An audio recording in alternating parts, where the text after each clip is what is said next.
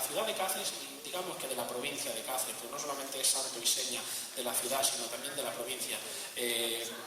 No es una basquiña, pero es un refajo largo de paño, con lorzas abajo y mantón de Manila, con lazo y aderezo. Es un traje, pues sí, evidentemente de gala de la provincia de Cáceres, ¿de acuerdo? Ella sí va de campuza de la ciudad de Cáceres. Melisa, el traje que lleva es el traje de diario, de campuza, que llamamos nosotros, con pañuelo de palma y moño de picaporte y el refajo. Y el chico pues va de traje de gala, todo en paño. Se nota siempre cuando la confección está hecha en paño. El paño es más noble que el tergal o la pana lisa. El paño siempre es un